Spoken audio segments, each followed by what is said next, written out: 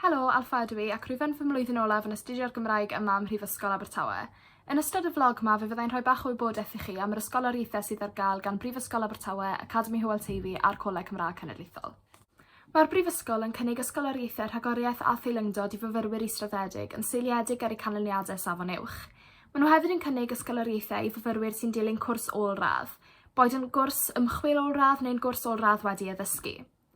Maen nhw hefyd yn cynnig ysgoloriaethau i fyfyrwyr sy'n rhagori ym maes chwaraeon neu gerddoriaeth. Yr hyn sy'n ofynnol gyda'r ysgoloriaeth cerddoriaeth yw eich bod chi'n aelod o gerddorfa neu gôr y Brifysgol. Mae Academi Hywel Teifi hefyd yn cynnig ysgoloriaethau a bwrsariaethau i fyfyrwyr sy'n penderfynu astudio trwy gyfrwng y Gymraeg ym Mhrifysgol Abertawe. Mae 55 ysgoloriaeth ar gael i fyfyrwyr sy'n astudio o leiaf 40 o gredydau trwy gyfrwng y Gymraeg.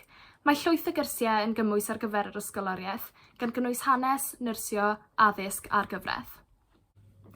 Mae'r Coleg Cymraeg Cenedlaethol hefyd yn cynnig ysgoloriaethau i fyfyrwyr sy'n astudio trwy gyfrwng y Gymraeg, gan gynnwys yr ysgoloriaeth cymhelliant i fyfyrwyr sy'n astudio 33% o'i cwrs yn Gymraeg, a'r brifysgoloriaeth i fyfyrwyr sy'n astudio 66% o'i cwrs yn Gymraeg. Am fwy o wybodaeth am yr ysgoloriaethau ac i weld pa gyrsiau sy'n gymwys, ewch i wefan y Coleg Cymraeg Cenedlaethol neu cysylltwch gyda Lois Griffiths, swyddog hangen y Coleg ym Mhrifysgol Abertawe. Felly fy nghyngor i chi fyddai i edrych ar wefan Brifysgol Abertawe, tudalen Academi Hywel Teifi a gwefan y Coleg Cymraeg Cenedlaethol, mwyn gweld os oes yna ysgoloriaethau chi'n medru ymgeisio amdanynt, oherwydd ar ddiwedd y dydd mae pob ceiniog yn helpu fyfyrwyr, felly ewch amdani does dim byd o'ch chi golli.